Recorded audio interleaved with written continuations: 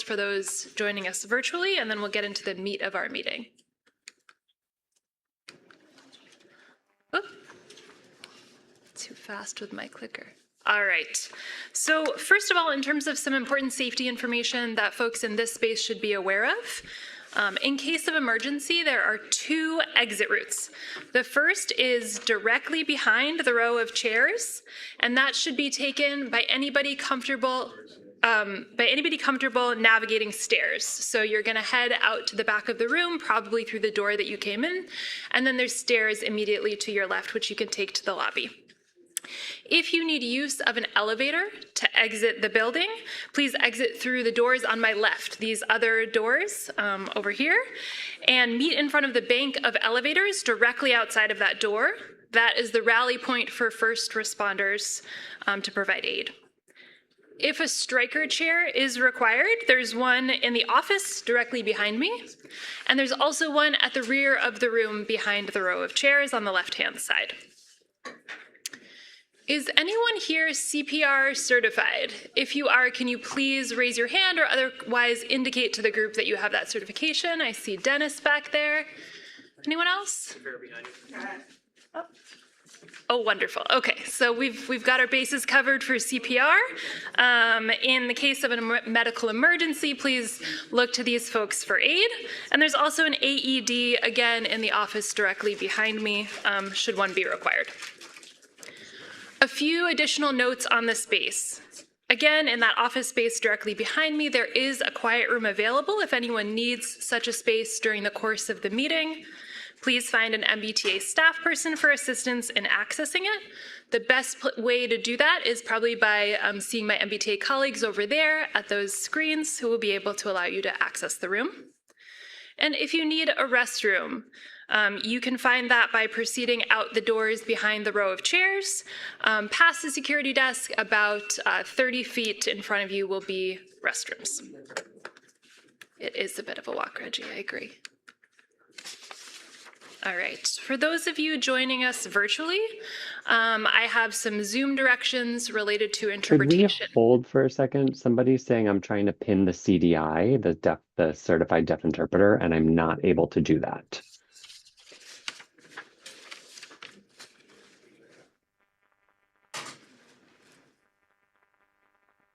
I need to be able to pin the interpreter, the deaf interpreter. So is there a way to give permission to pin the deaf interpreter? Yes. I think the problem is that we've spotlit the hearing interpreter, but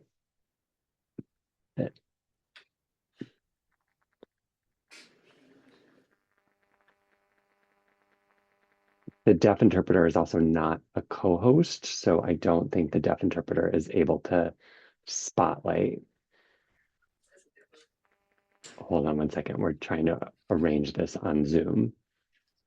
Give us one moment, folks. No. And the person named Morrison is saying that they're not able to pin the deaf interpreter.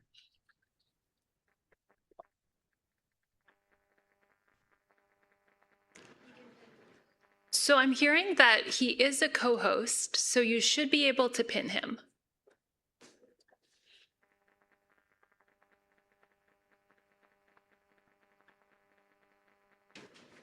Hold on one second, please.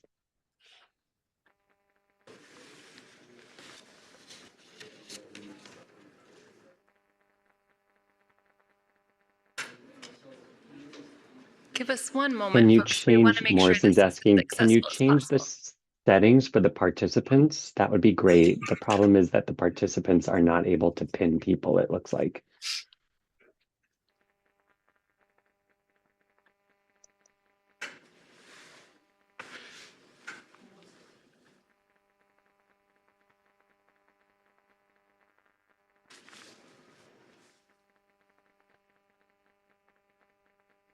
Morrison saying, I can't see. I need someone to pin Randy for me.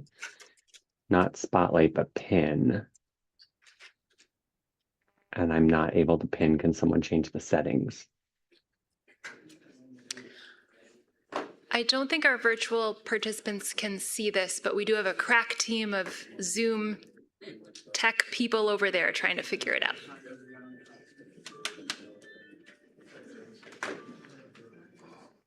Okay, thank you. Any luck, Kat?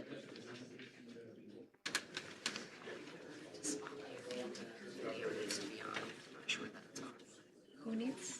Do you want to? I have no idea. Michael, do you know if Randy's video is on?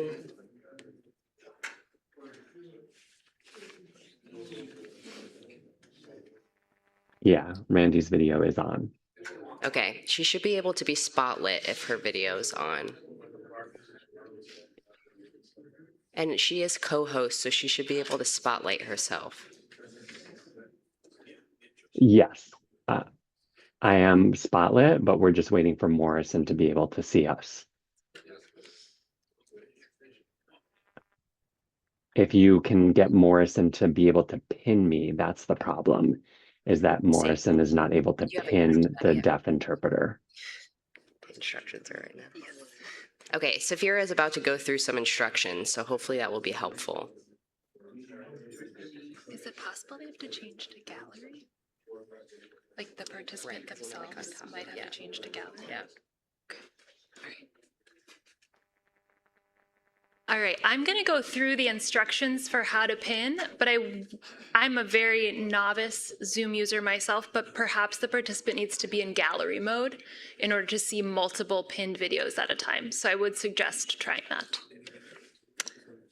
All right, so for the benefit of this participant and anyone else who might need it, our ASL interpreters today will be Michael and Marvin, and the Zoom host will spotlight the interpreters' videos. And in general, to pin someone's video in Zoom, you're going to find the person's video in the gallery. Then in the top right corner of the interpreter's video, you're going to click the ellipses, then click the pin option, and this will keep the person's video visible on your screen.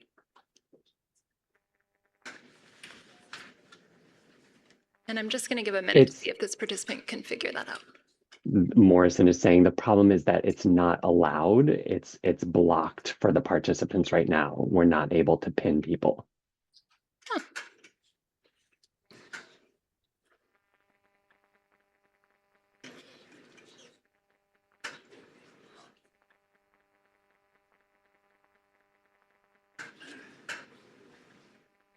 Good morning. Good afternoon. Jen and Nicole, is it possible for us to chat this participant to try to help them individually while we move on? Yeah. Okay. So it sounds like we're going to follow up particularly with this individual just to make sure that they're set up with the interpretation that they need. All right. In terms of language interpretation, we do have a Spanish interpreter Yeah, today. just so you know, it's not allowing me. It's not that feature that it happens often. So it's usually a settings issue where the settings are blocked and that participants are not able to pin. So it's usually a setting issue. Okay. And so I'm not able to see that in as an option. I can see a chat and I can see a couple of limited functions, but I'm not able to pin. All right, I would ask that you give our Zoom team a minute to try to figure out that setting and then to follow up with you individually. I understand that's probably quite frustrating.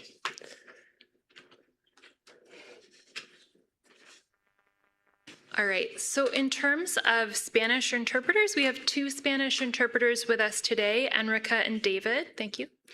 In terms of how to listen to the language interpretation, so in your meeting or webinar controls, you can click interpretation and it has a little globe icon next to it.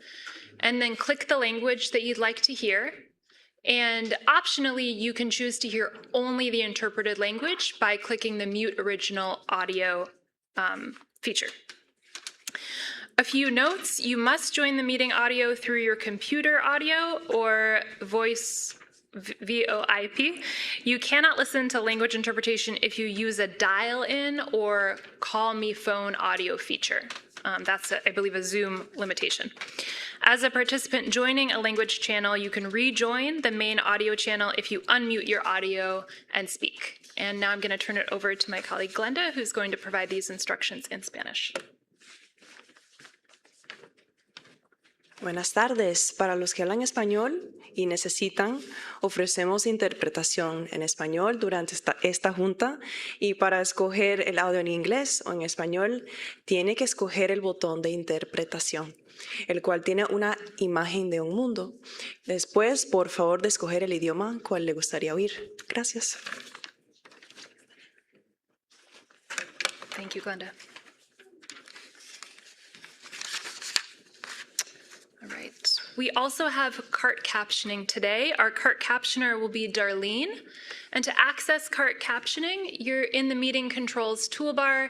You're going to click Show Captions with the little CC icon next to it. One tip, you can click and drag the captions to move them where you want them in the meeting window. And to adjust the caption size in the meeting controls toolbar next to that Show Captions CC icon, you'll click the up arrow, then click Caption Settings, and next to Font Size, move the slider to adjust the caption size.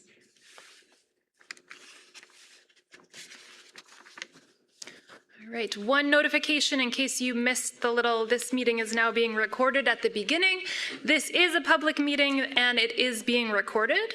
The MBTA may choose to retain and distribute the video, still images, audio, and/or the transcript of this meeting.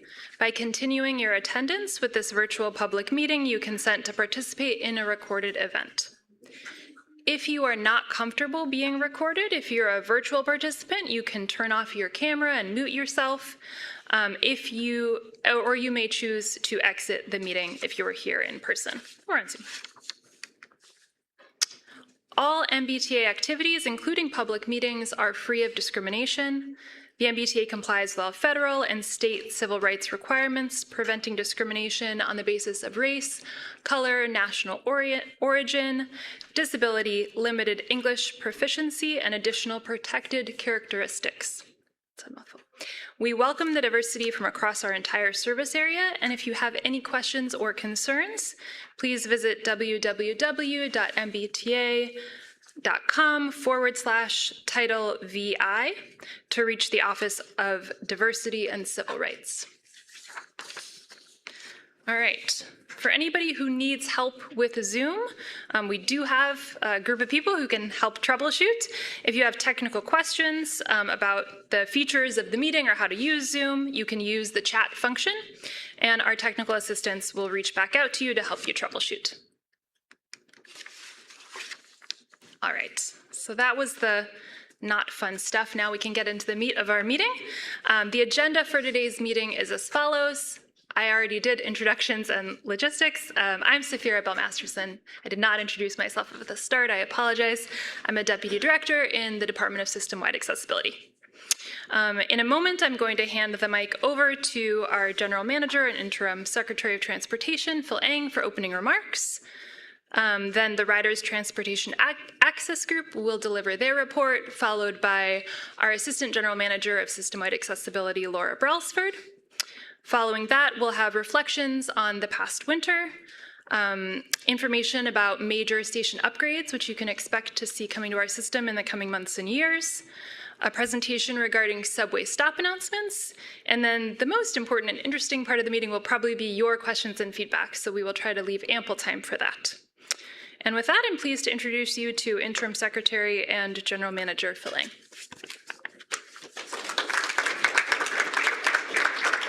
Thank you, Safira, and good afternoon, everyone.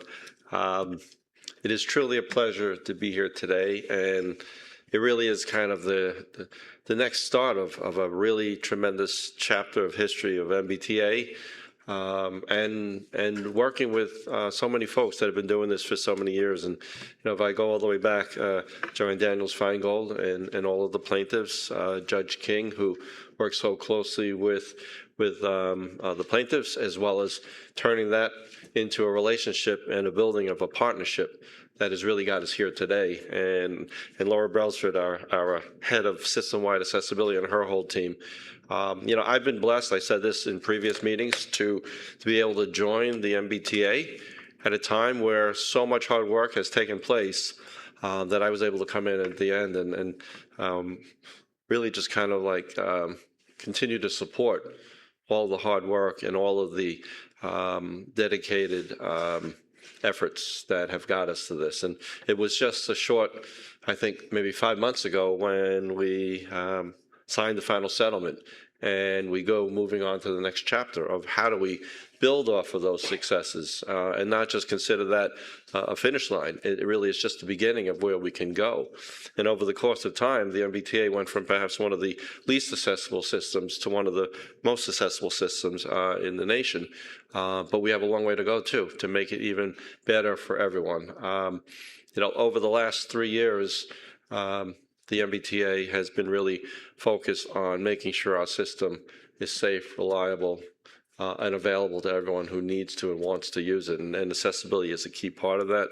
Affordability is a key part of that, making our infrastructure strong and safe and viable.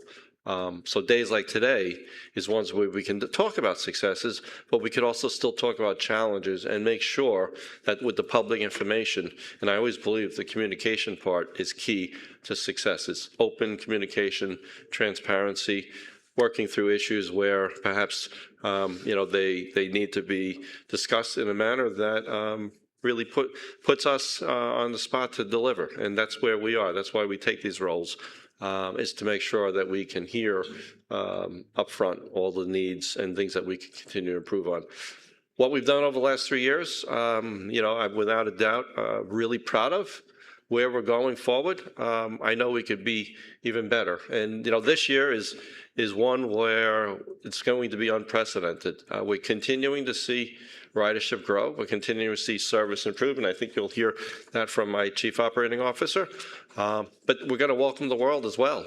Thousands and thousands of visitors here this summer for the World Cup, for Tall Ships, for the 250th. And that means not only do we have to run great service, but we need to make sure it's accessible and available for everyone that wants to come and visit, and those that live and work and play here. Those are exciting times. Going forward, we're continuing to look at how all of these different transportation modes can coexist. Really proud of the Governor Healy, leaning in on looking at other modes such as micromobility. Recently, the Ride Safe Act that she is focused on is really allowing different options for public who currently are using all of these different devices that have different capabilities.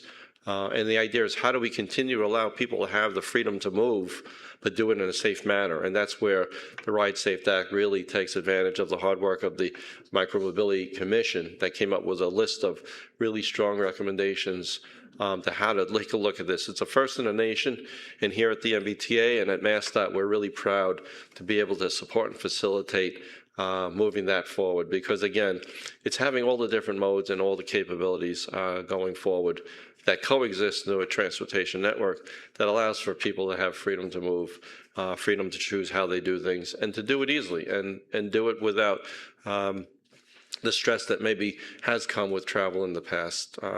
Going forward, my commitment that these public meetings are going to be one where we really take and listen to the feedback, and then we want to be able to come back and share how we can tackle things together, how we pursue funding for things that are needed, and really continue that spirit of partnership that we have developed over decades.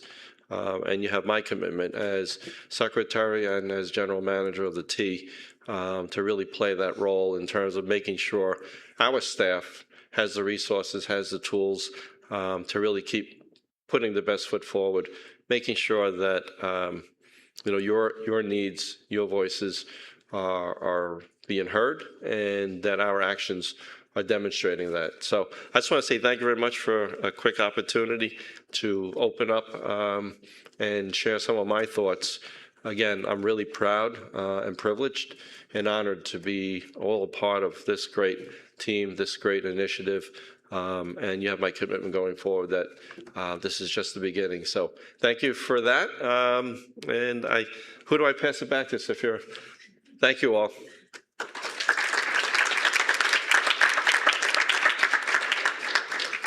Thank you, General Manager.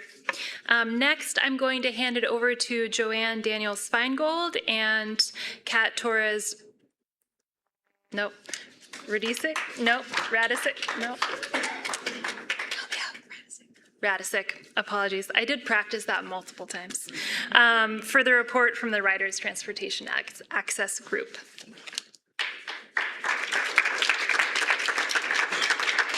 Thanks, Safira. Hi, everyone. My name's Kat, and I'm the director of the Riders Transportation Access Group, RTAG, which is also part of the Boston Center for Independent Living. I'm joined today by my colleagues Nicolea and Daniela, and our RTAG co-chair Joanne Daniels-Feingold. RTAG is a community-based advocacy group that advises the MBTA on transportation matters impacting people with disabilities and older adults. Our work is grounded in the principle that people with disabilities must have every opportunity to be fully participating members in our community, and fundamental to that is the right and ability to use public transit in an equal and dignified manner. We host working groups and public forums where riders can share feedback and lived experiences with public transportation. We also meet regularly with the MBTA, the Department of System-Wide Accessibility, and the RIDE, the MBTA's paratransit service, to ensure that rider voices directly inform decision-making.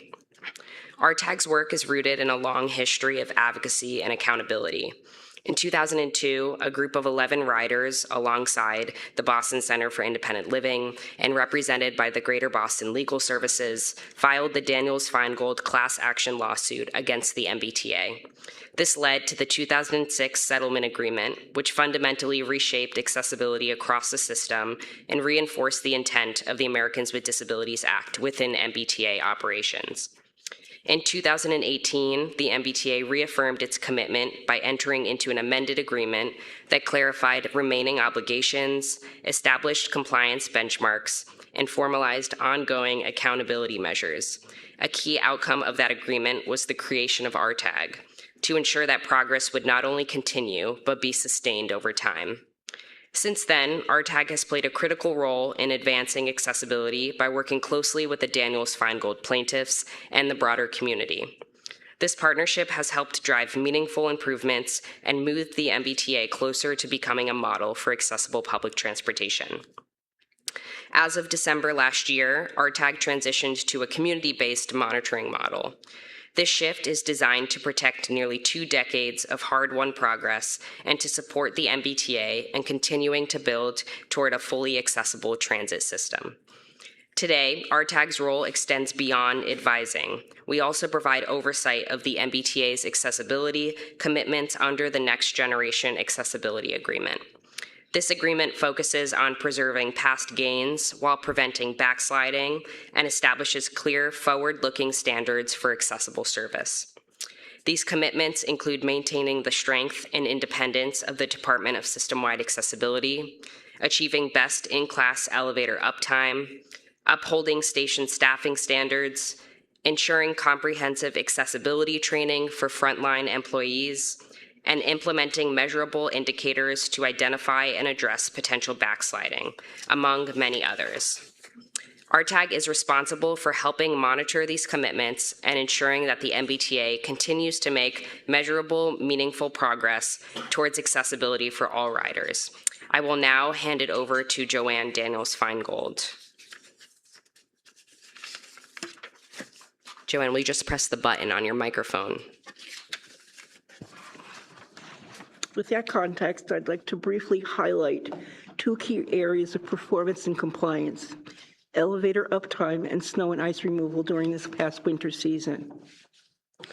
From January through March, monthly elevator uptime dropped below 99.4%, with January at 98.83%, February at 99.01%, and March at 99.31%. Elevator reliability in subway stations is essential for complying with disability access laws.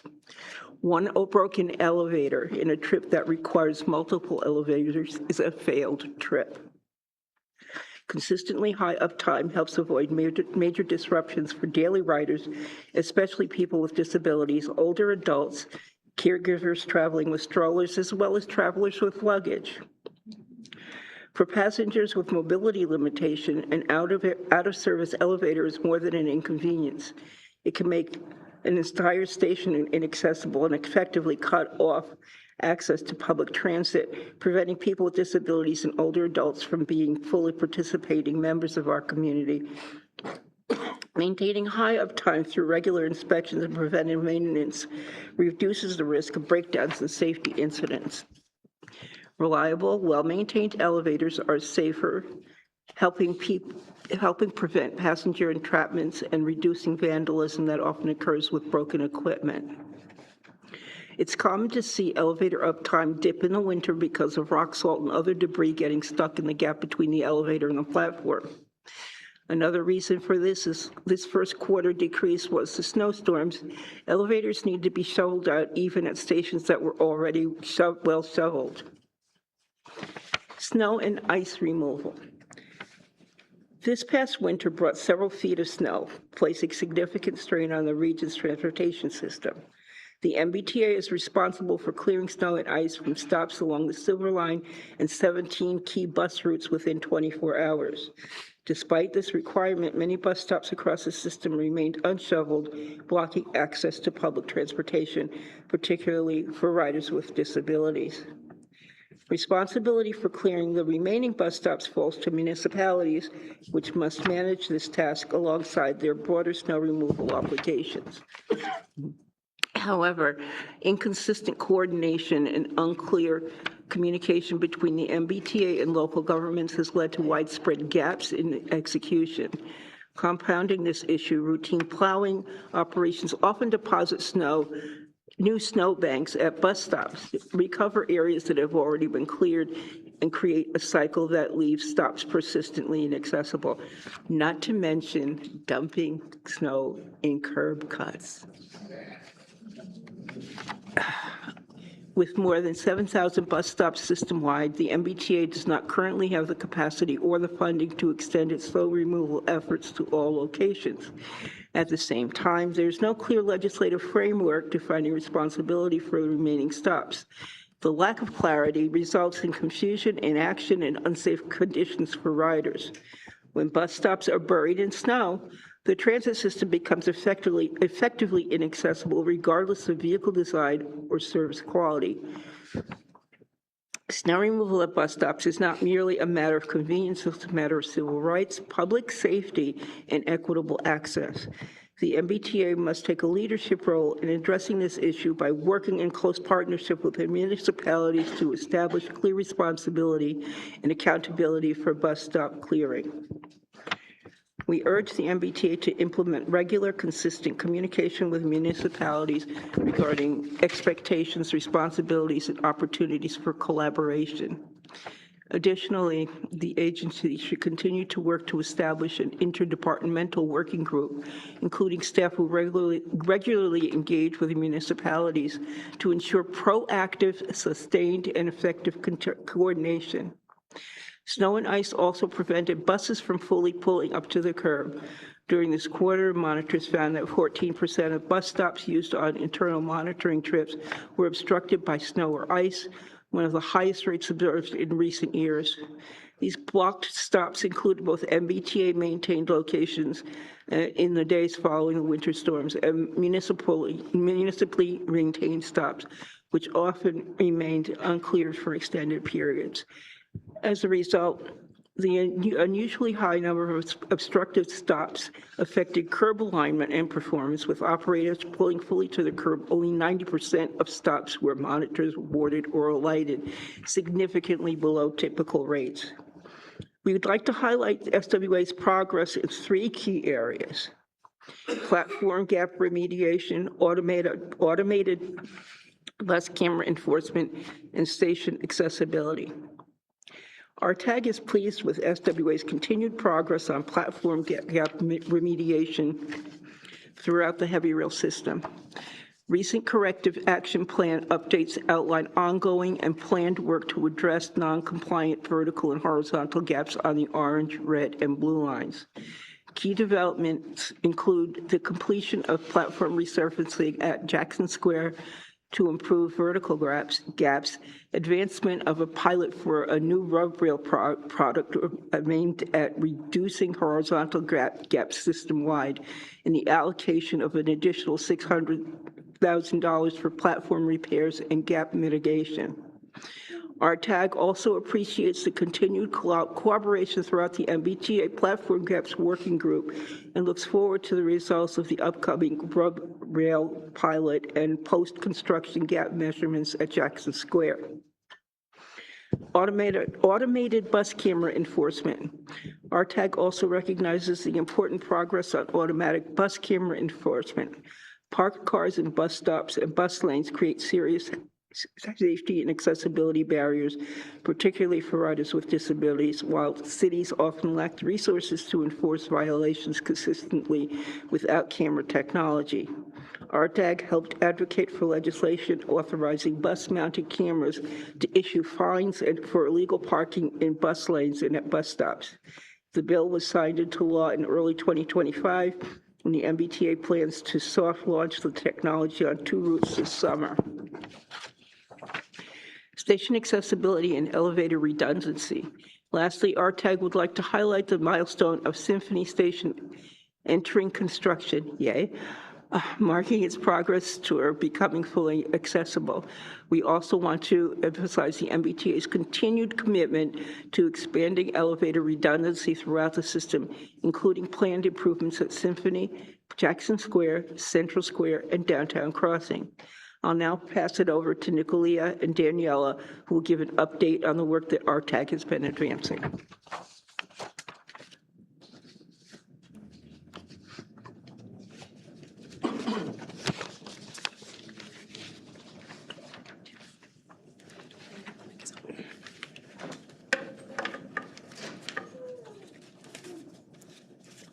Good afternoon. Here's an update on RTAG as an advantage.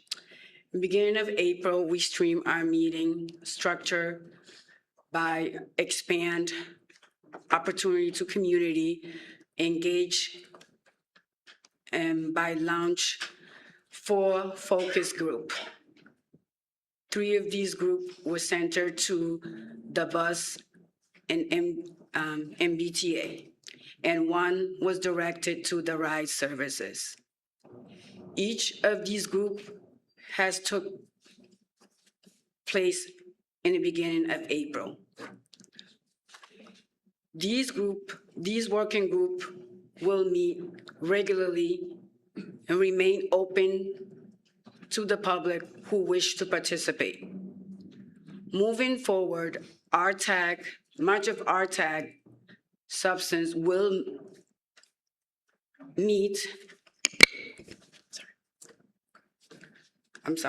Moving forward, much of RTAG substance will continue to meet and work within these groups, small action-oriented group.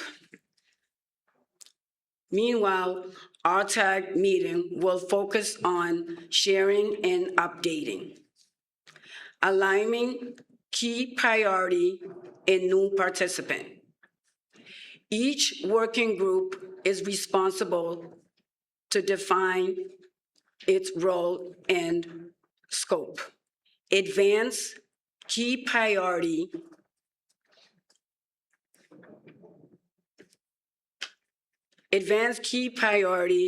and its areas.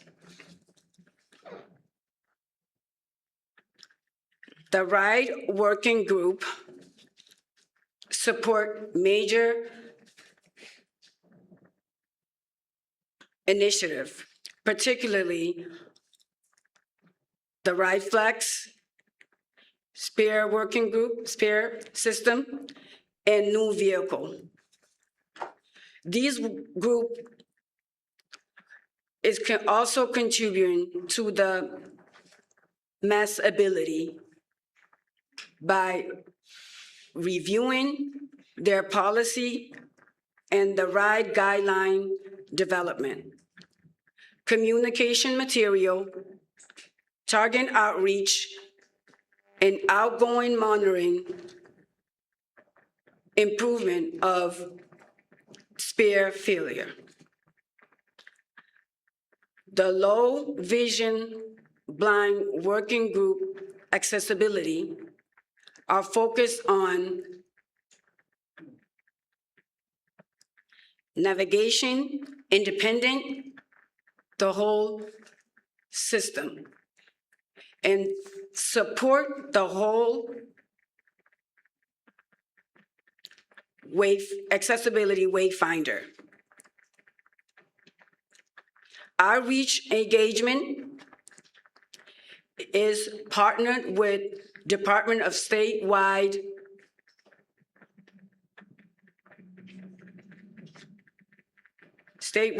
stability, outreach to implement outreach plan,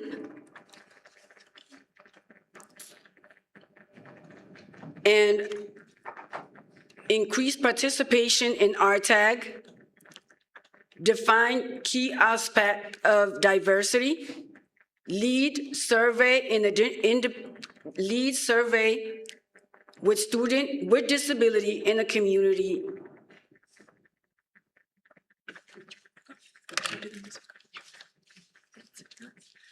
Good afternoon, everyone. And then the final working group is the Municipal Coordination Working Group, which will advance cross-agency collaboration, including supporting the development of an MBTA interdepartmental snow and ice task force, along with contributing to the MassDOT Complete Streets Guidelines, which helps ensures that public infrastructure from sidewalks to bus stops and bike lanes remains safe and accessible for all users. Together, these working groups are helping RTAG operate more strategically, deepen community involvement, and drive measurable progress on accessibility across the MBTA. We just completed our first month of working groups. More than 40 participants across 4 groups engaged in thoughtful, productive discussions. Each group discussed its purpose, defined success metrics, and identified key challenges affecting riders. At the same time, participants emphasized that these conversations reflect the essential nature of these services to those who depend on them, and many are appreciative of ride drivers, bus drivers, and subway staff, among others. The depth and specificity of feedback speak to how much riders rely on accessible public transportation and how much they want to see it succeed. This creates an opportunity not just to surface problems, but to work collaboratively towards improvements that make a meaningful difference in riders' lives. The goal is to ensure that feedback leads to tangible improvements throughout ongoing dialogue and partnership. Through our working group discussions, we have compiled a list of concerns that we hope to tackle in our annual work plans. For the ride working group, we will focus on longer trip times along with inconvenient early arrivals with the spare system. Also, the ride working group raised concerns about service dog denials on Ride Flex, along with limited availability of wheelchair accessible vehicles. For the blind and low vision wayfinding working group, members highlighted inconsistencies in wayfinding design, obstructed bus stops, insufficient transit ambassador presence during service diversions, and blind access pass issues. This working group also discussed lack of clear and consistent stop announcements system-wide as a wayfinding concern for all. The Community Outreach and Engagement Working Group will tackle RTAG's limited social media and web content presence, along with a comprehensive list of partners and events for outreach. Specifically, this working group would like to lead more targeted outreach to younger riders and individuals with later onset disabilities. And finally, the Municipal Coordination Working Group will focus mainly on snow removal practices, particularly where blocked bus stops impact accessibility. Along with 311 variability of service and complete streets-related conflicts such as bike lanes near bus stops, this working group hopes to clarify municipal points of contact for stronger coordination pathways. Next steps include RTAG staff consolidating the key concerns raised during the first month of working group meetings to develop an annual work plan for each group. Based on the identified topics, we will invite appropriate MBTA staff, including system-wide accessibility, the ride, and other relevant departments, to participate. This process will begin in June and will be a core part of how the working groups operate moving forward. We have also expanded our own outreach within the community. Thanks to the Community Engagement and Outreach Working Group, we have plans to reach out to other community-based organizations and agencies, as well as local schools and universities. Thank you. I will now pass it back to Kat. Thank you. And thank you all again for being here. And I will hand it back to Safira. Thank you so much for the full RTAG team.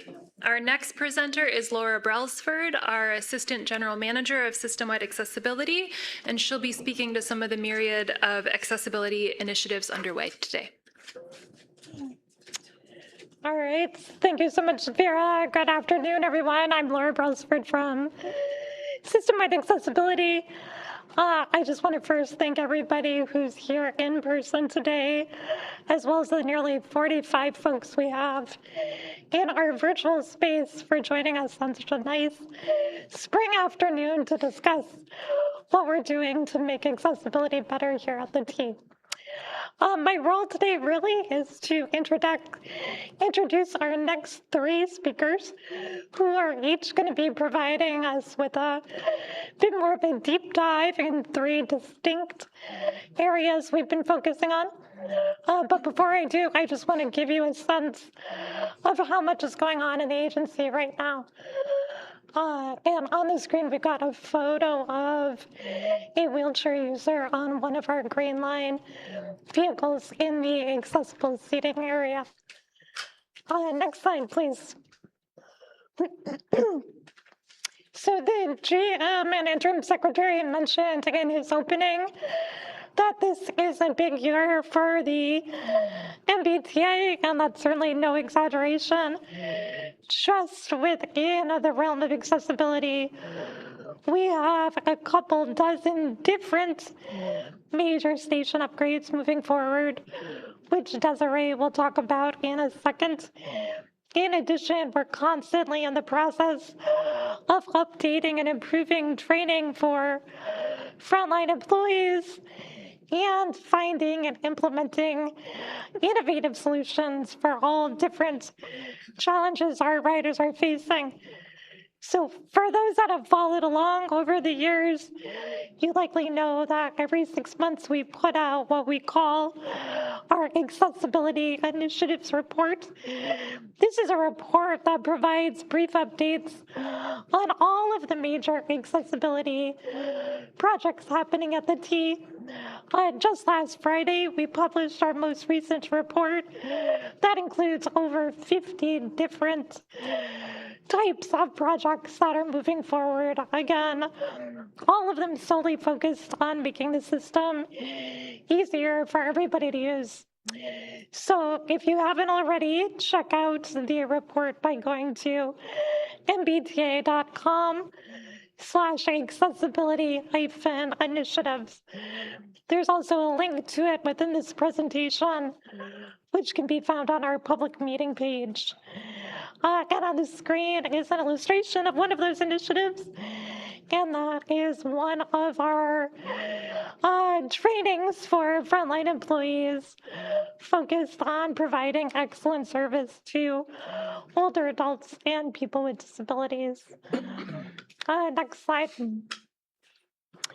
One of the more fun initiatives that's covered in this latest report is a project that System-Wide Accessibility has been working on, led by our own Jennifer Ross, who partnered with a professional videographer and a number of other helpful folks to build out 10 separate topical videos focused on how to ride the MBTA with accessibility in mind. We're in the process of putting the finishing touches on all these videos and hope that they'll be online and readily available within the next month or two. But in the meantime, we wanted to give you a little teaser. This is a 90-minute montage of a couple of those videos. All right, let's see if we can play this. The Massachusetts Bay Transportation Authority, commonly known as the T, provides public transit to more than 1 million riders daily. While our bus, subway, commuter rail, and ferry services are more accessible than ever, the MBTA wants to ensure all riders have access to public transit services that meet their needs. For that reason, the Mobility Center is designed to be a one-stop shop for accessibility on the T and can help you understand all of the programs and resources we offer. This includes providing free travel training for anyone interested in building confidence riding the bus, subway, commuter rail, or ferry. Priority seating is available on all buses, and operators are trained to help you when needed. Customers are expected to yield seats to older adults and people with disabilities, but they cannot be forced to. It's important to remember that 1 in 4 of us is living with a disability, some of which may be invisible to others. Therefore, operators cannot assume individuals are able to relocate from priority seating. The operator will do their best to accommodate all customers who request priority seating, but that may not always be possible. If you need priority seating, but none is available, you have some options. The operator can help you try to find another seat on the bus. You can choose to stand, but if you do, please make sure to hold on to overhead straps or stanchions. Or you may choose to wait for another vehicle. Upon request, the operator can call dispatch to find out when the next vehicle will arrive.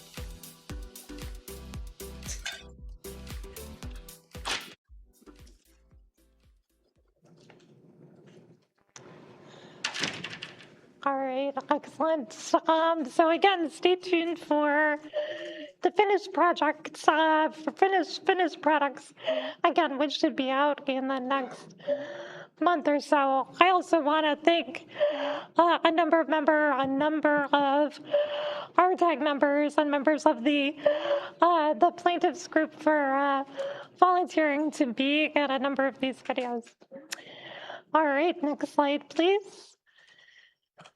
I also want, speaking of the plaintiffs, want to take a minute to recognize 2 of our former named plaintiffs, Mick Cepeda and Reggie Clark, who are going to be honored tonight at BCIL's annual Marie Felton Award ceremony for their ongoing advocacy within the disability community. Both have left indelible marks on the MBTA, and their perspectives are part of what we think about and carry forward every day. So I believe they're both getting ready for tonight's big event, but wanted to make sure we all wish them well here today.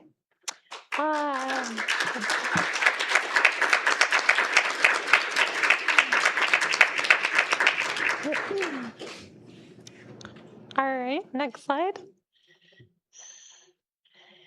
All right, and before I wrap this up, I also just want to sneak in an update on one other pretty cool initiative here. I'm going to ask you to do a little demo while we're here. So for very regular Green Line riders, particularly those that need accessible boarding, you are likely familiar with our antiquated mobile lifts that currently serve, really today, their sole purpose is serve as a backup if the online bridge plate on the vehicles is out of service. We've been really working hard to identify a solution that will allow us to retire those mobile lifts because they're not a great experience for riders or operators. We've recently partnered with our colleagues in Philadelphia at SEPTA, who have recently procured a carbon fiber bridge plate, which we think is going to be an excellent substitute for our mobile lifts. So we're about to start doing some testing of the bridge plate on our Green Line in the next couple of weeks, and hope to be able to make a recommendation by later this year with the goal, again, of phasing out those antiquated mobile lifts altogether. So definitely we'll be engaging with RTAG and others here to help us out with that testing and get feedback from folks. So keep an eye out for updates on that as well.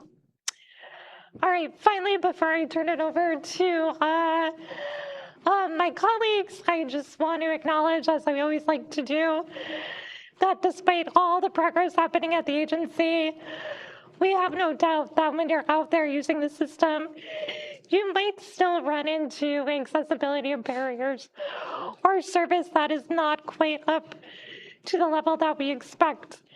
And if that's the case, we genuinely want to hear from you so that we can take steps to address what you encountered and make sure it doesn't happen again. So if you run into an issue at any point, or if you have particularly good service and you want to let us know about that, please reach out by calling our customer service center at 617-222-3200, 711 for TTY users, or by going online to MBTA.com and filling out a customer service form. Also on this slide, there's a number of other pieces of contact information for different services you might be interested in. So please check that out at a later point. But with no further ado, next slide, please. I want to introduce Ryan Coholan, our Chief Operating Officer. You heard Joanne mention a few minutes ago the concerns that many writers have shared about their experience navigating the system. This winter, it probably won't surprise you that internally we had a number of concerns as well and really grappled with how to address all the snow we had. So Ryan is here to share some reflections on this past winter and thoughts on the future. Thanks, Ryan. Great. Laura, thank you so much. And good afternoon, everyone. I know an awful lot of you in the room, but for those who I don't, my name is Ryan Coholan. I'm the Chief Operating Officer here at the MBTA.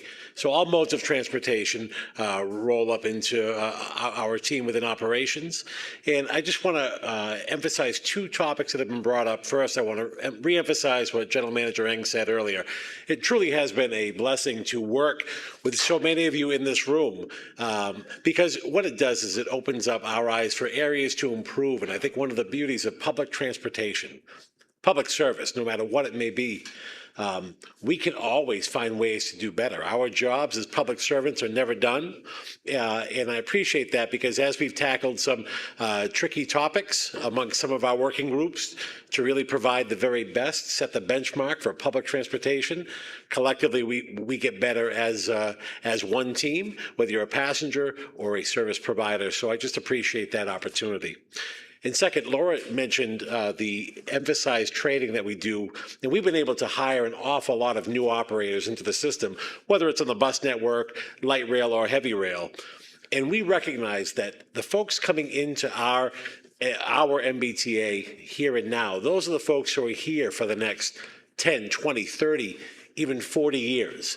And it's important that we get it right now so that their training sets them up for success for generations to come. So just know that we are very aware and we're working very hard to make sure that we deliver the very best training to our operators because we want to give you, our passengers, the best service.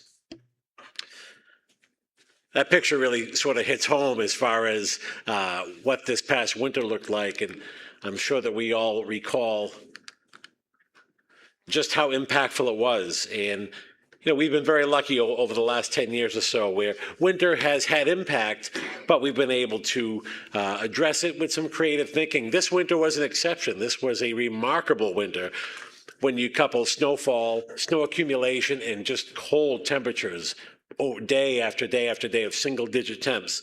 And that's challenging because the MBTA, we have an awful lot of property that we have to address during winter months. Of course, our subway and commuter rail stations, the parking lots associated with that.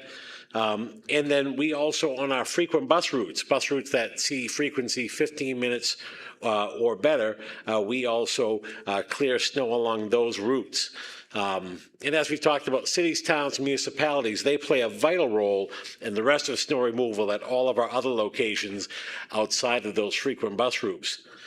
Every year we do host a pre-winter meeting with those municipalities. Sometimes we have upwards of 200 representatives from different municipalities, departments of public works, and even some state partners to go over and review and primarily answer any questions that may linger from the previous winter.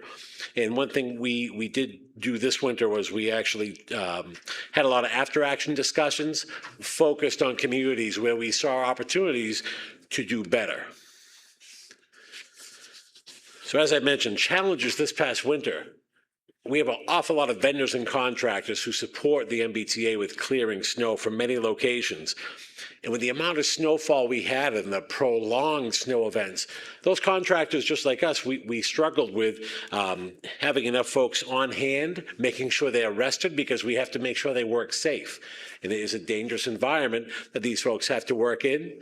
In some cases, with the expanded bus service that we have across the network, new bus stops or relocated bus stops had not been properly factored in to the operating plans for snow removal with our contractors. That's something that we've taken note and already made those adjustments. Of course, we always have the risk of buses getting stuck. Main roads typically get addressed quickly, early enough once the snow ends, but there's a lot of secondaries and a lot of tertiary roads that just don't see that same attention. When you have a snowfall like we had this past winter, that is a challenge to get ahead of. So a lot of coordination happens behind the scenes between our bus operations group with direct contacts within each municipality's public works to make sure we can address those areas promptly. We do take the 60-foot articulated buses off of the service routes, and a lot of routes we actually run on snow diversion routes because we know even with a 40-foot bus, we're going to struggle in some of these areas. This winter in particular, with our large snow event, Massachusetts declared a state of emergency, which allows us to activate the National Guard. And we actually had the National Guard here, and we split up our busiest, most heaviest utilized bus routes. National Guard troops were out there shoveling right next to our folks, and they did a phenomenal job. We were really, really proud to work with and have their support as we dug out from all things winter 2025, 2026. Successfully, we utilized our winter emergency schedules on both rail and bus. And what that does is it does reduce the service frequency. It reduces headways on the rail, frequency on the bus routes. But what it does do is it's based on everyone coming into work, because just like our system gets impacted, we know that folks at home, they get impacted by winter weather as well. Driveways get plowed in, cars get stuck. Children don't have school. It creates a whole lot of risk and introduces a whole nother set of problems that by using these schedules, we're best equipped to make sure we have enough operators here on the property to make sure they're here to get you where you need to go. We also limited ride service in the peak of these storms. As appointments cancel, as doctor's offices appointments close, obviously we don't want to put people out at risk at any winter weather event. There's always the risk of the vehicle becoming stuck, and then now we have to rescue our passengers, our operators, and get the vehicle unstuck. So we made the strategic decision to reduce service. But what that did, the following day when we brought regular service back, we were able to achieve over 90% on-time performance. Talked a little about what's next and the fact that our jobs are never quite complete here. We've already begun, as I mentioned, with the introduction of new bus stops. We've started to work with our vendors, our contractors, to really dial in on what the contract language calls for. Now, we understand in the height of a snow event, you're out there with shovels and you're just trying to keep things moving. But that does come a time when we have to say, the event is over, we need to clean these stops. And here's the specification on how it has to be cleaned. Now, to add to some of that struggle, the municipality is still trying to clean up their sidewalks and their streets. And of course, no good deed goes unpunished. We clean the stop up, it's perfect. 10 minutes later, a plow comes by, dumps it all back in. We've moved on to the next spot. We activate this circle of communication. We get wind that this has happened again, whether it's called in by one of you or our bus operators or our field supervisors. We go back out, we do it again. But guess what? An hour later, the same thing happens. And that is a vicious circle that we believe there's probably a way to get ahead of that with our municipal partners. Those conversations are ongoing at the very top of state government. We have an awful lot of support from our general manager and our interim secretary of transportation. And really, he's able to help facilitate those conversations that traditionally are challenging between Public Works, Mass DOT, and MBTA. But it's great when we can all be in the same room and say, by the way, we all work for the same person. And ultimately, it's driven home that we, as public servants in transportation, all work for you. That is not lost on us. Communication with municipal partners, we have an awful lot of tools now, and we've exchanged a lot of different ways to coordinate in the heat of and then after a snow event. We also post on our MBTA website a full listing of bus stops, locations, and who has responsibility. Now, I say that recognizing full well that during the heat of a winter weather event, that municipality who may have responsibility is just trying to keep above snow, right? And they are often chasing their own emergencies, their own prioritization, but know that we continue to drive what our priorities are, and we're going to continue to do better to meet with those municipalities to prepare for the next time it's going to snow, because it will snow again. That's one thing we do know. Thought it was important to discuss how we prioritize accessibility concerns. Every concern that gets raised up, no matter what venue, whether it comes through the 222-3200 line, whether it comes through email or word of mouth, every one of them is tracked and logged and actually prioritized with what we need to address immediately, what can wait for the midterm, and what's a longer term goal. Typically, stations, and what we found after monitoring post-winter weather events, we found that stations this past winter, for the most part, were cleared quickly and thoroughly. But with that being said, we also noticed a lot of the mobile lifts at Green Line stations were frequently obstructed with piles of snow. And with the prolonged cold weather, snow turns to ice quickly. So we know that we do need to get out ahead of that before it sits there until spring. I already mentioned the challenges of keeping bus stops open after multiple rounds of municipal snow clearing and plowing. Every time we clear, we get things set, those berms come back. And we are committed to coordinating and hopefully changing that vicious circle. A lot of municipalities, like I said, they're triaging their own emergencies, and a lot of communities across Massachusetts saw snowfall amounts that were unprecedented. Some parts of the state saw that, and we understand that maybe if we can assist them with clearing out, it's one thing to sit there and say, no, that's not our responsibility. Any assistance we can offer to municipalities to open those bus stops up, we stand ready to do so. And of course, that is a balance between resources we have available as well. Also working with our operators, our training groups, and our line officials, recognizing those snowbanks in streets, because intersections, after a big snow event, those intersections become very small. And it takes days for them to be pushed back. Prioritizing those locations to get bus service back on key bus routes, frequent bus routes, remains a priority. And again, through very simple coordination and communication efforts with those respective municipalities, we saw great results this winter, but we're going to do even better next winter. And a lot of that, it was mentioned about some of the working groups that have been set up, bus stop clearing working groups, municipal coordination working groups. All that is so important to keep the conversations going. Because just because today it's a lovely spring afternoon, we know what's going to come in the next several months. It's going to get cold again. It's going to snow again. How we prepare now sets the tone for next winter. So with that, am I going to introduce Desiree? So with that, oh, you got it? All right. Well, on that note, a pleasure as always to see you. Thank you very much.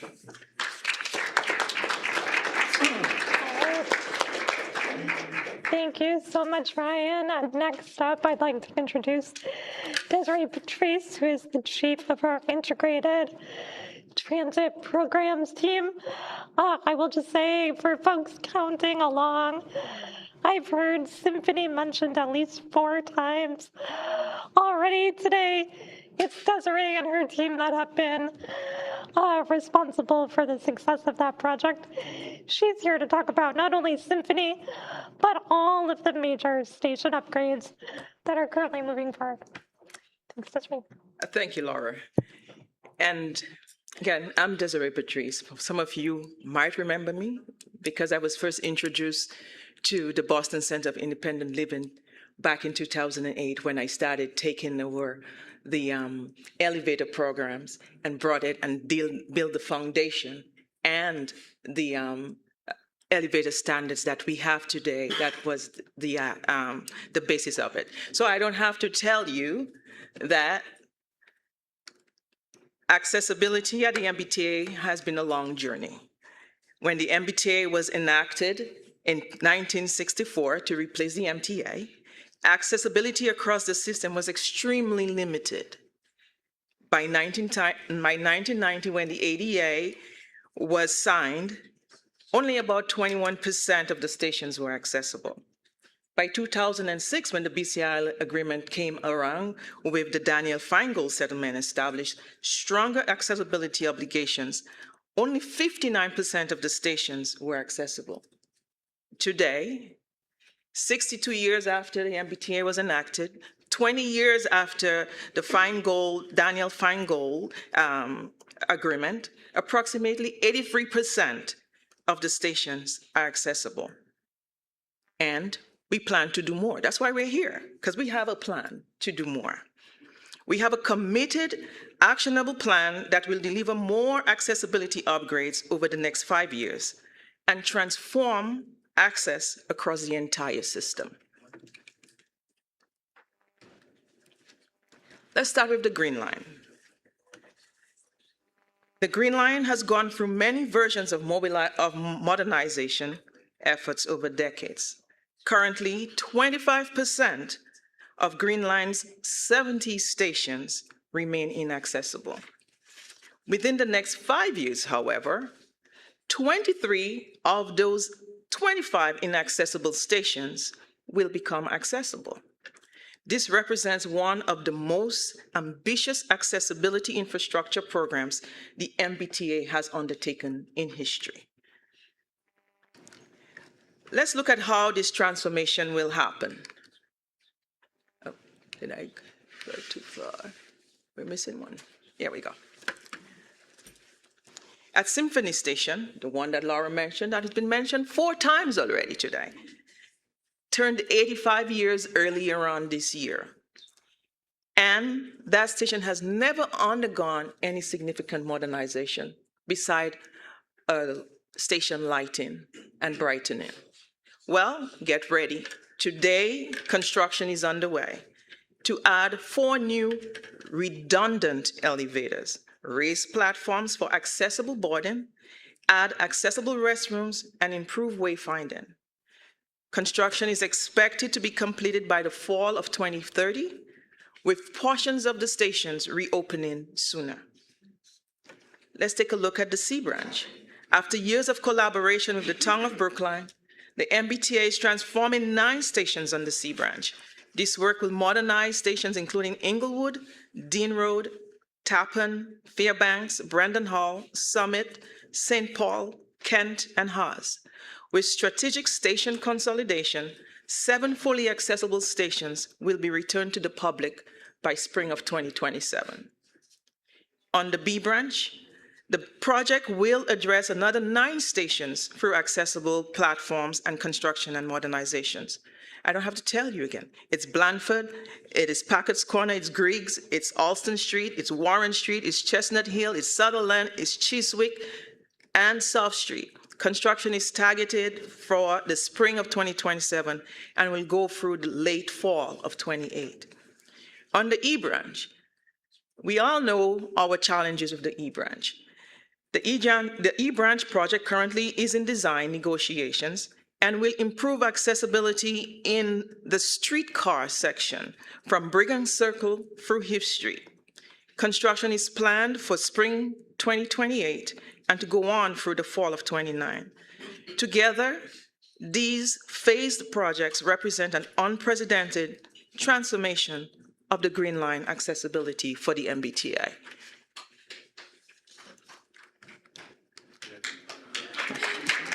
So, thank you. That comes with hard work and commitment by all of us here in this room, not only for the agency, but you too, advocating for all that we are doing. This project has phased, funded, and measurable. By January 2031, the Green Line accessibility is projected to rise from approximately 64% today to nearly 97% by 2031. This means nearly every Green Line station will meet accessibility standards, with only a couple of stations not yet programmed. This is not incremental progress, it's transformational, system-wide modification. As we shift to the heavy rail, it is important to recognize that all heavy rail stations are currently accessible except for the Bowdoin on the Blue Line. However, accessibility is about more than basic compliance with us. Our commitment is to strategically expand elevator redundancy, reduce rider vulnerability, and address persistent accessibility barriers throughout the system. This next phase of focus is on reliability, reliance, and true rider independence. Today, at Ruggles Station, the MBTA is expanding accessibility by making Columbus Avenue entrance fully accessible for the very first time since its original development in 1987. Construction is already underway and is slated for completion in spring of 2028. At Jackson Square, it was mentioned earlier today, one elevator will be replaced and another redundant elevator will be added. An area of rescue will be created. Platform gaps will be modified for safer step-free boarding and easy rolling in and out of the trains. This work is also slated to be completed by the fall of 2027.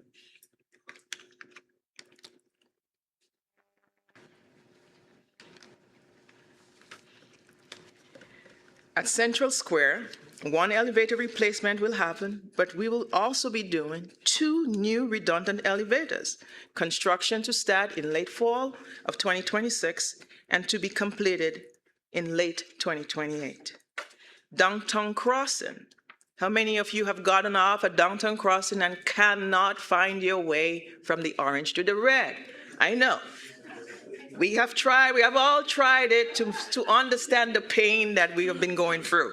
So for the very first time, we'll create the first fully accessible connection between the red and the orange line.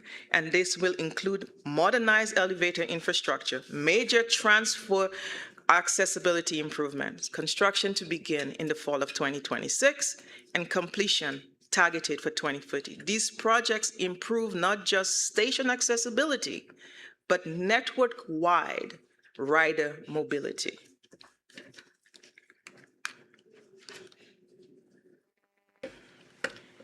Accessibility progress continues across the commuter rail system as well. Today, the MBTA can say 122 out of the 143 commuter rail stations are accessible.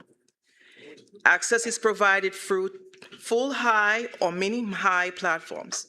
In 2025 alone, 7 previously inaccessible stations on the commuter rail were upgraded.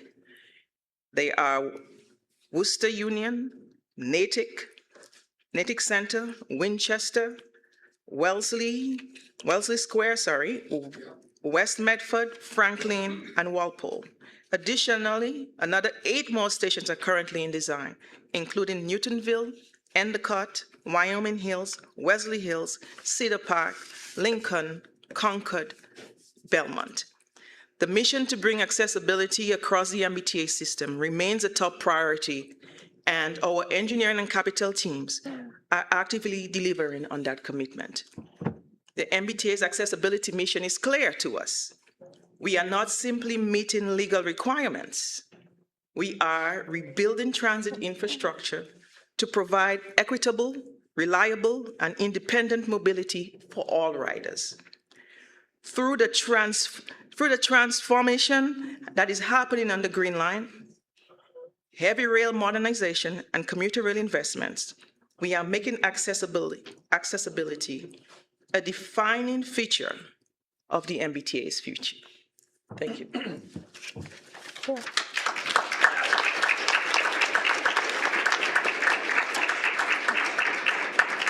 All right, thank you so much, Desiree. We look forward to having you back next year with even more progress to share. All right, next up, let me give a little bit of background here. We achieved substantial compliance with the Daniels-Feingold settlement last December. As many folks know, we entered into a new set of commitments as part of what we call the Next Generation Accessibility Agreement, both with RTAG and BCIL.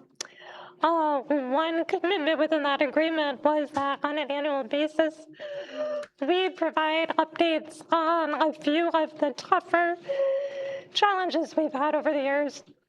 And one of those specifically is about how we are working to ensure that stop announcements on our older subway vehicles are reliable.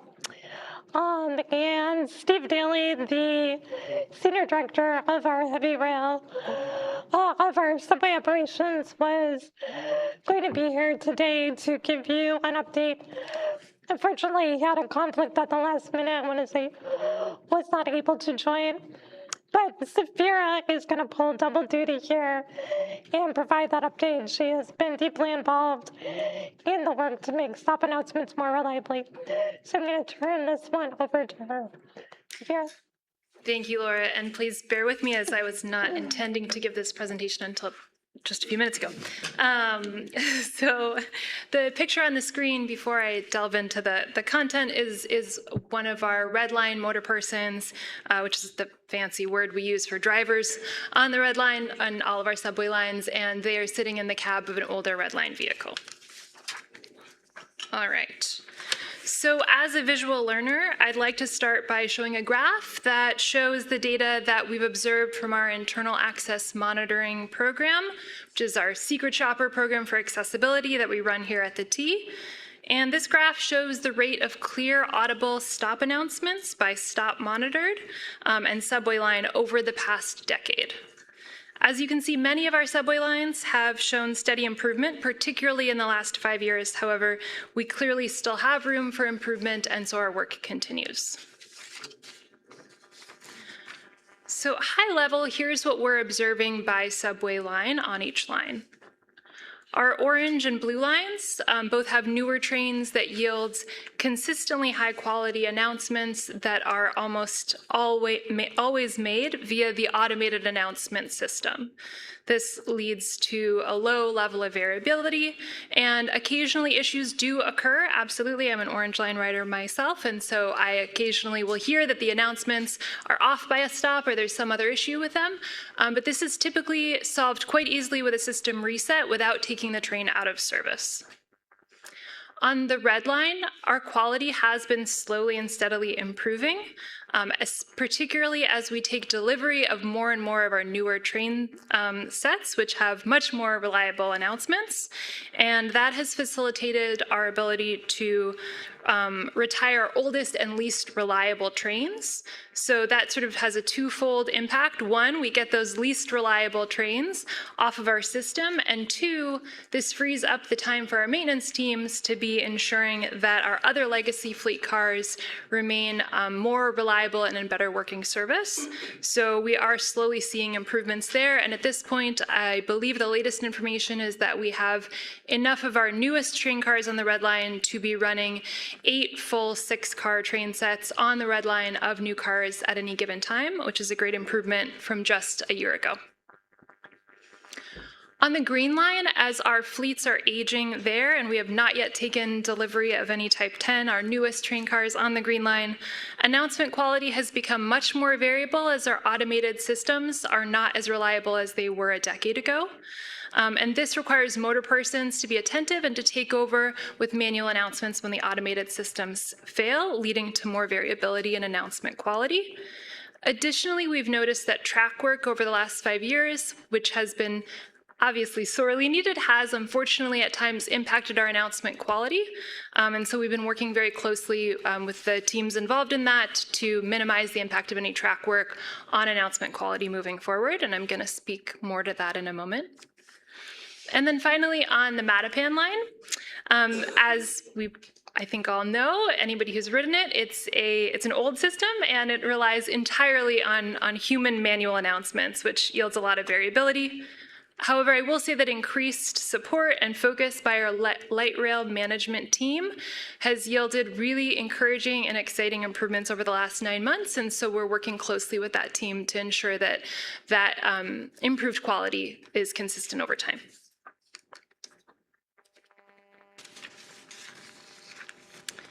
So as you can probably tell, improving announcement quality has been a major focus of system-wide accessibility and many teams across the T over the last number of years, and our work to make improvements generally falls into these 3 categories. And these reflect the root causes of our announcement challenges. So first of all, our employee-focused initiatives. This includes, for a long time, we've had stop announcement training for our motor persons. However, we're very excited about a new training that is interactive and really talks folks through the how and why of good announcements with first-person rider perspectives on why good quality stop announcements are so important and vital for our riders. This has been rolled out to our new hire training and our relief training, which happens on a, I believe, annual basis for all of our motor persons to go through. We also have a mentorship program for new hires that is rolled out on heavy rail. That would be blue, red, and orange lines that pairs our newest motor persons with more experienced motor persons to help them learn tricks of the trade. And one of the things that they cover through this program is how to make high quality announcements and how to spot announcement issues, reset trains when the automated systems fail. And then finally, our OTIP, or Operational Testing and Inspection Program. These are audits that are done by supervisory staff, supervisors and inspectors who ride vehicles and look for a myriad of sort of issues that might come up from making sure that our motor persons are keeping appropriate speed, dinging the gong on the green line, proper door operation. But one of the things they look at too is subway stop announcements to make sure that motor persons are properly attentive to the automated systems, and if they're not functioning, making sure that they know to make good quality manual announcements. Our automatic station identification, you can probably see why we call these ASI tags, because they're a bit of a mouthful to say otherwise.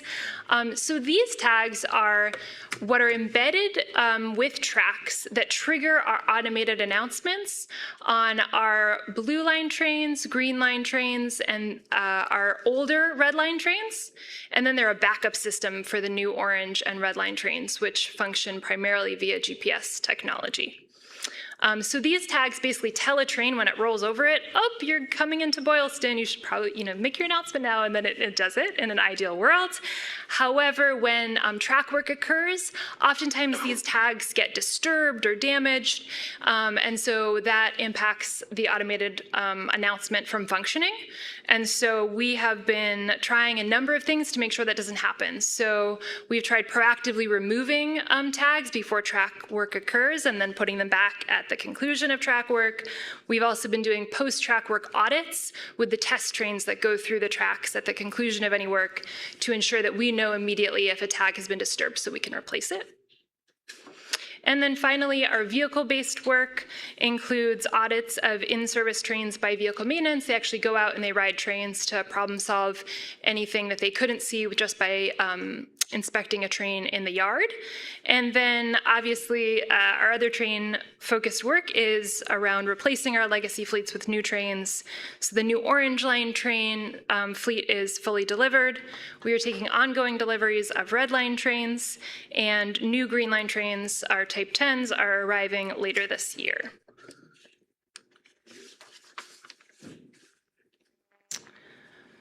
So finally, I want to spotlight and highlight some of the work that our Red Line teams have been doing. They have been amazing and dedicated partners with system-wide accessibility and improving announcement quality across the Green and Mattapan lines.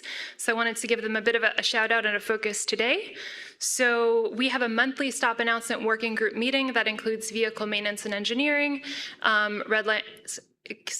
light rail transportation, as well as system-wide accessibility. And that's a space for us to review data, talk about root causes of issues, and initiate improvements.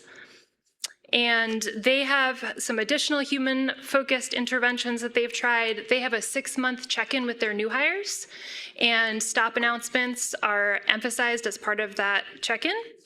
They've increased their supervisory presence on the Mattapan line, which has yielded some really great improvements over there. And we are trying new ways to encourage employees to report stop announcements issues to make sure that we're hearing and taking advantage of our frontline employees who tend to obviously have the best knowledge about what's going on in the system because they're riding it constantly. And then our mechanically focused interventions include new investigation protocols to make sure we know as soon as ASI tags need to be replaced, those post-track work stop announcement audits, a monthly review of vehicle issues reported by employees, and ASI tag audits, proactive audits throughout the year, and then replacements as needed. All right, so that is our presentation regarding subway stop announcements. We will be back periodically at these meetings to tell you what kind of success, hopefully, these interventions will be yielding, but regardless, we will continue to keep you updated. And with that, we're going to move into the final portion of our agenda today, arguably the most important, and that is public feedback. So first, a few directions for folks.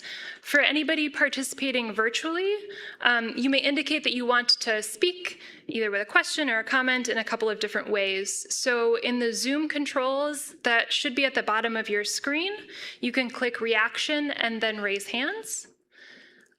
There's also a keyboard shortcut. Participants can raise or lower your hand by pressing Alt-Y on Windows, or if you're on a Mac, you can use Option Y. And then if you're on the phone, you can use *9 to raise your hand and then *6 to unmute. For in-person attendees, please raise your hand or otherwise indicate clearly that you would like to ask a question. Don is demonstrating quite nicely over there. Thank you, Don. If you would please, once I call on you, please wait for one of our assistants to bring a microphone so that everybody can capture what you're saying. And if you'll be using ASL, please stand if you're able to, and be aware that we might ask you to move in the room just to make sure that everybody has a good view of you, that our interpreters have a clear view. All right.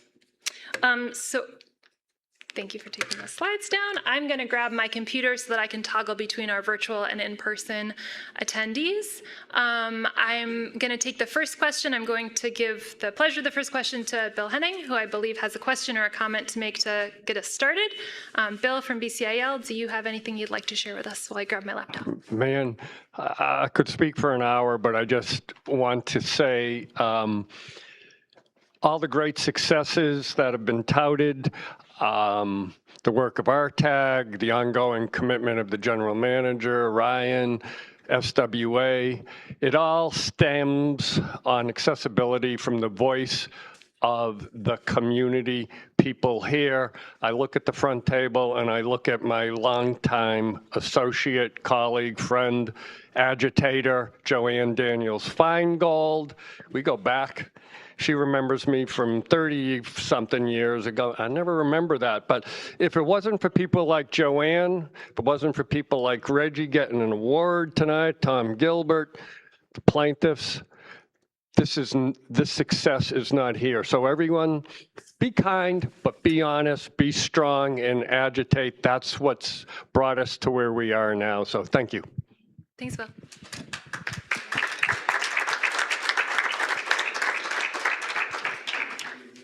right, do we have any additional hands in the room? Yes, go ahead. We'll bring a microphone to you. Oh, can you wait for the microphone? I'm sorry.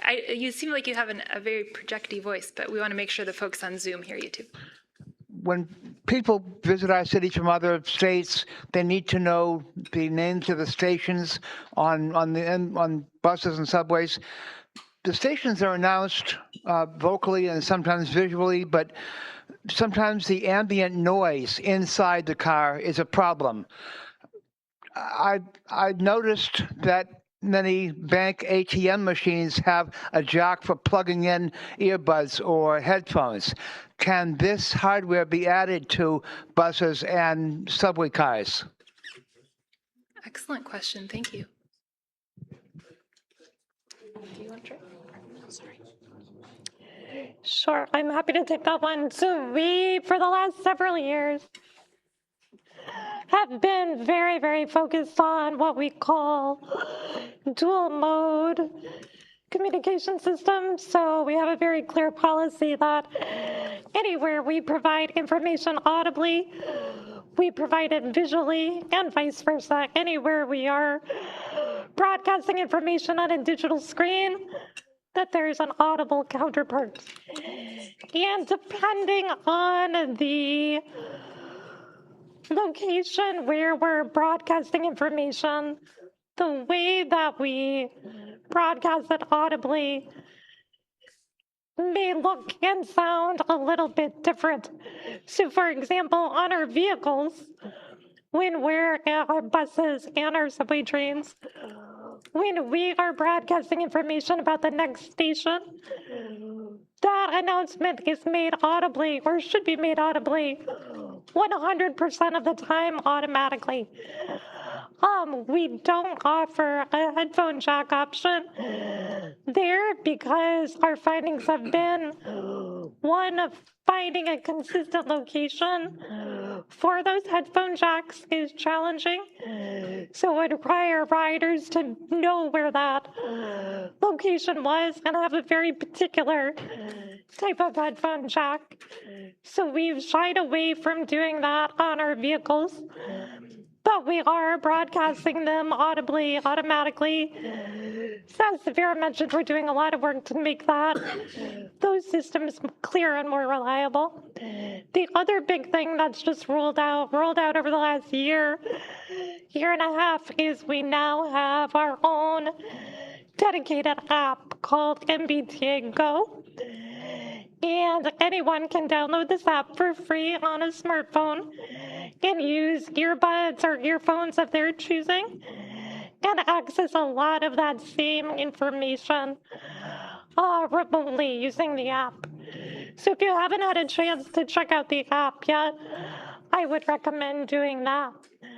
And then when you're off vehicles, we do have a couple types of technology where we don't make announcements automatically. And the one that comes to mind most clearly is in all of our subway stations in the pre-fare lobby area. We now have these really beautiful large digital screens that tell you if there's a train delay or if an elevator's out of service, a lot of really important detailed information. And we don't announce that all automatically, because if we did, it would be a constant stream of audio. So what we do at those locations is we have push buttons where if somebody has difficulty reading or seeing the screen, they push the button and it activates the audio stream. So that's another type of audio equivalence that we've been advancing. It just depends a little bit on the location of the information as to which solutions we use. But again, we've steered away from headphone jacks, except in very isolated locations, because the jacks can be difficult to find and it requires a particular type of headphone solution. Like everybody's wireless earbuds don't work with those headphone jacks. Thanks, Laura. I'm going to try to toggle between virtual, in-person, and chat, so please be patient. I see we have Carolyn Barrett, and then Morrison, I have you on deck after Carolyn. Carolyn, if you want to unmute. Thanks, Safira. I just wanted to give a shout out to Safira, Jen, and Laura at SWA. Really appreciate your sustained work on all of this. It's really incredible to see not only what you guys have done since the settlement, but just in the past 4 to 5 years. Just really appreciate the hard work. I know it's not easy. And you can feel them. You can feel it when you're riding the system. You can feel it when you interact with the drivers driving the bus. You can feel it when you interact with the motor people, that they have really high quality training, that they understand the importance of what they're doing, and that they understand it's really key to people's daily lives. So just thank you guys for that. My one question, I've noticed at a couple of the Orange Line stations that the elevators will automatically go up or down once you enter them. Apologies that this has been covered at a previous meeting. It's been a little bit, but just wondering kind of what the deal is with that, how widespread that is, and if there's any plans to expand that across the system.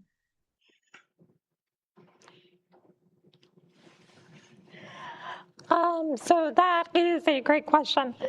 There are a couple of units throughout the system where you're absolutely correct. As soon as you get into the elevator, the doors close and the elevator automatically descends or ascends to the next level, whatever the case may be.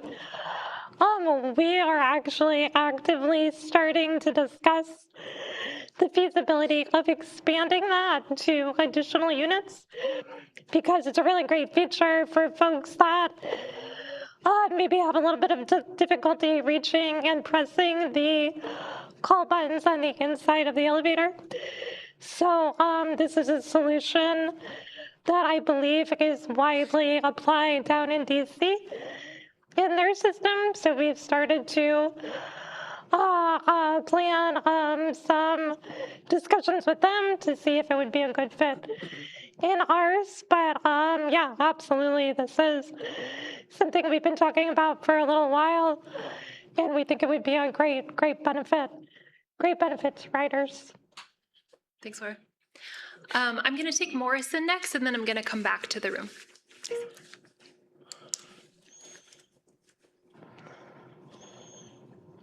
Hi, this is Morrison here. I identify as a deafblind person, and I do use the train.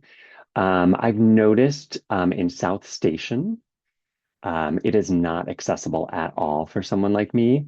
There's no wayfinding or any sort of tactile experience for me to navigate.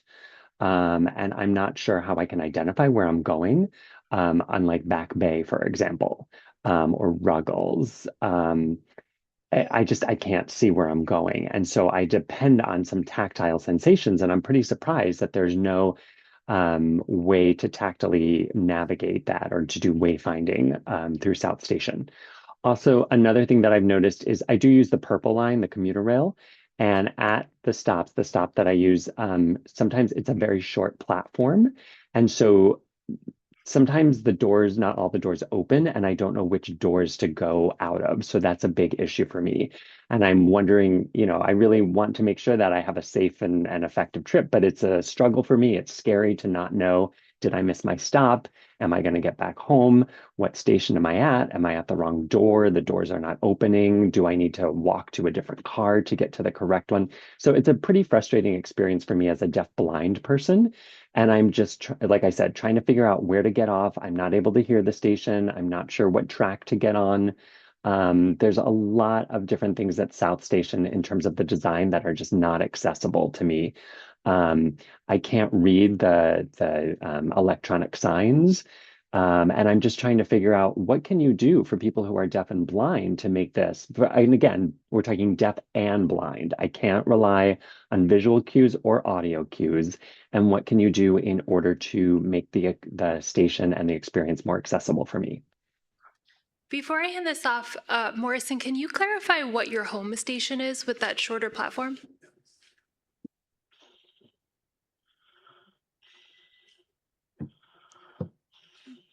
Yeah.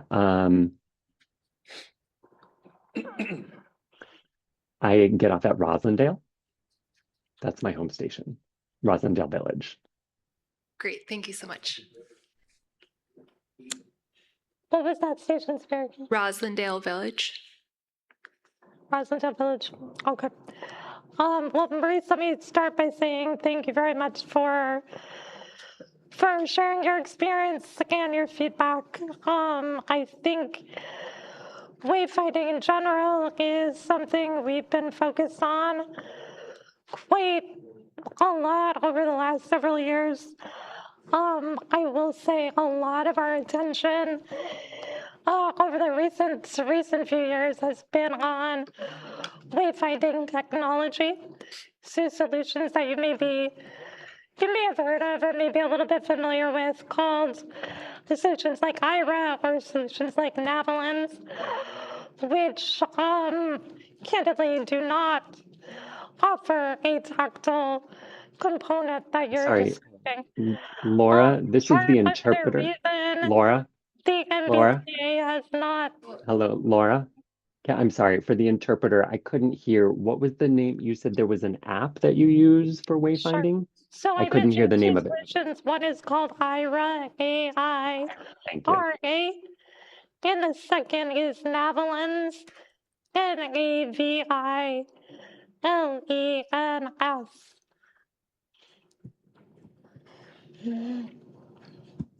Oh, that And one's so not good. both of This those is Morrison. That one's solutions not are good. starting to be widely embraced across the country and beyond, in terms of No, providing Laura, finding Laura, this is for Morrison. folks with different It's not, disabilities. if I can just But, interrupt.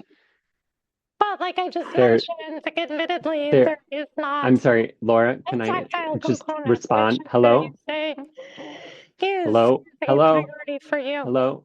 Can I respond? Oh, Hello? sure, Before sure. you continue?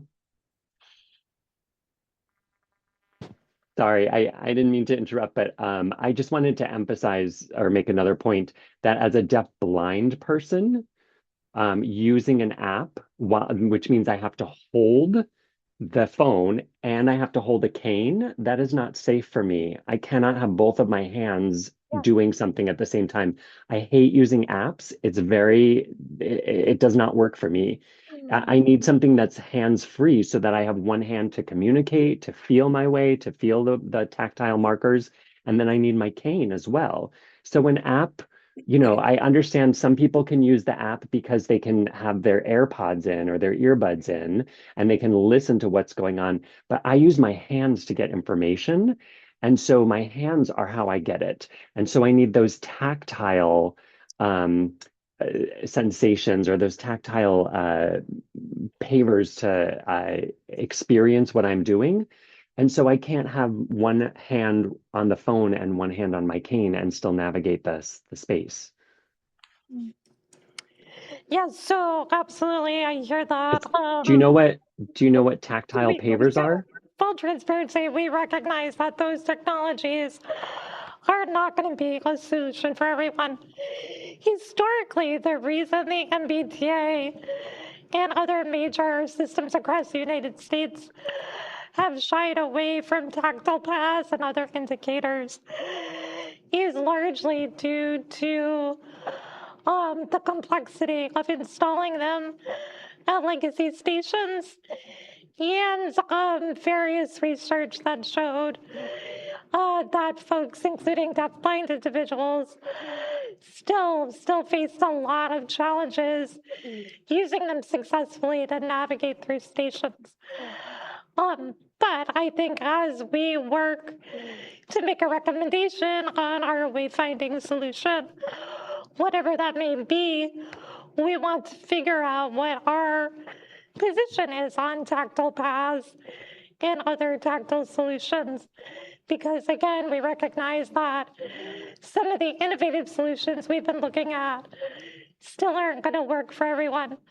What I'd like to do in the meantime is, if you're open to it, reach out to outside of this meeting and have my team and I spend a little more time understanding your common trips and think through with some of our station leads if there's any interim solutions we could introduce to make your trips feel a little bit safer and more reliable. I particularly want to get some more information from you on your commuter rail experience because it sounds like there's some things that are not happening consistently that should be, that would ensure you know where the doors are opening and where to get off safely. So again, if we can reach out to you outside of this meeting, I'd like to continue the conversation. Yeah. This is Morrison. Yes, that would be great. I would be happy to talk with you. Great. Thanks, Maurice. Thank you. I'm going to take a question from the room now. Don, I saw your hand. If you can wait for a mic, we'll come over to you. And then Adner, you're on deck if you want to get ready. I have two items, and one is snow removal. Back in February, after that first snowstorm, it was a good 10 hours. I ventured out via the Green Line in Deepwater Woodland. At the end of that bridge plate, there was just enough room for my wheelchair to go up that path to the street, not fully plowed out, just with actually was less than the width of my wheelchair, and that I needed assistance at Charles deboarding. It didn't get, no message got to any of the station attendants nor the motor person on the train that I was on the red line. And when I wanted that bridge plate, I shouted out, and the motor person shut his doors on my leg twice. So we need two people, that motor person and an attendant, two persons on that on the trains again. Thank you. It's my Thank you, Donald. So obviously what happened, what you experienced, should not have happened. Anytime an individual requests a bridge plate to board, help should be coordinated and provided at their destination stations. We do know from hearing other feedback from riders as well as our own monitors that sometimes there is breakdown in that communication. So it's very helpful to get those details from riders when it happens so we can take appropriate action and work to make sure that it doesn't. But I apologize that happened to you. As you know, that should not have been your experience. Tom, I see you. I've got you on deck, but I'm going to go to Adner next online, and then you'll be after him. Adner, Hi, everybody. So I just want to address on the announcement. So I'm a Green Line rider myself, and I think, Laura, I think I've told you about this, but on one of the newer trains, the Type 9 trains, on one of them, they only display destination, for example, destination of this train, Cleveland Circle, but it doesn't say next stop or approaching. And I've been on this train for like so long, and sometimes the operator resets the destination sign. Hopefully, like it can work, and it's still is stuck there, and they tried everything, and sometimes they need to do the announcement manually. That's the first thing. The second thing is like when the train is about to go on express, people don't hear it, and they assume that they're gonna stop at each station. But I was thinking or suggesting that like if you put an announcement on the station saying attention passengers, the next train to Riverside is now approaching but will not take passengers, so that they will know that train's on express. Because when I was about to board the train, it went by and the announcement only says the next train to Union Square is now approaching. Please stand behind the yellow line. and people don't know that's an express train. So that's one of the announcements that I would like to address here. Thanks, Adner. I can take the first part of your question, which was on stop announcements on the Green Line. That is a known issue. It sounds like your motor person is generally doing the right thing by trying to reset the system. And if that doesn't work, then making announcements manually. I will encourage you. Hopefully that motor person is calling it in to our operations control center so that we can look at that train once it gets back to the yard. Vehicle maintenance can check it out and figure out if it's a train issue or one of those tag issues I talked about. But if you happen to note what train you're in, all of our trains have a 4-digit vehicle number for Green Line on the inside and outside of the train. If you happen to take a note of the time that you were on that train and it happened, and very importantly, the vehicle number, that's another way we can get that train checked out through vehicle maintenance. So if you have the ability to call that in or put that in through a customer feedback form online, I'd appreciate it personally if you could do that as well. And then regarding express trains, I am not entirely sure what our protocol is for announcing that at stations, so I don't want to give you wrong information.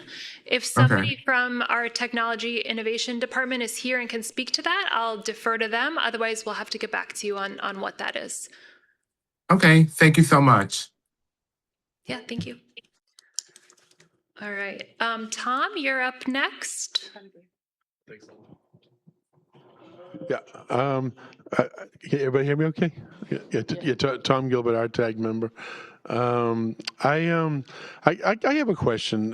Since now that they have monthly meetings on discussions about stop announcements with the operators, I simply say, why can't you invite our tag to some of these meetings? Because like Joanne was saying, they need to know the importance of the stop and they need to hear from us why they're important to us. Thank you. Thanks, Tom. We'll certainly consider that. Yes, Joanne. When we filed a settlement agreement, one of the purposes of, well, we helped with writing the new bus driver training, actually.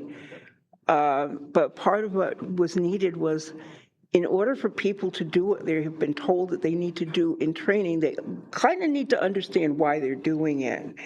And from a standpoint of somebody who's able-bodied, they can't always understand what the reason is for something that might seem like this is just an annoyance in my day. So it's really important for the driver, for motor people, for bus drivers, for anybody who's in front-facing to the public needs to know why these things are there. It's important to get them done because it just gets lost, including things like after there was a large number of bus drivers who were hired, was it this last year or the year before? I think it might have been 2024. And we got back to people saying, well, you don't look disabled. Excuse me, but that was out in 2006. So sometimes there a refreshment needs to be made, as far as that's concerned. Yeah, absolutely. Thank you, Tom and Joanne. I think the importance of the why and not just the how is definitely something that we've been focusing on in our trainings. I know through the years we've had individuals come into trainings in person, and I think there's a lot of value in doing that. We do also want to make sure there's all of our employees are getting the same information and hearing the same thing, and that it's not always up to the availability of individuals to come in to do that work. So we have included videos in all of our trainings with that first person perspective. But I think, Tom, to your point about having our tag members come into some of those 6-month new hire check-ins to describe a little bit more the why, it sounds like a great idea, and we'll follow up on that. Yeah, and I believe many of you have really been featured prominently in a lot of these videos, from the importance of stop announcements to what it means to have a disability that's not apparent. All of those are now baked into virtually every frontline training, including those that are delivered to motor persons. So really trying to center the rider's perspective on why this is so important, and making sure that we're not just doing that once in a while with certain training classes, but that's showing up in every training class so that every motor person gets that same message. Thanks, Laura. All right, I'm gonna take one more question.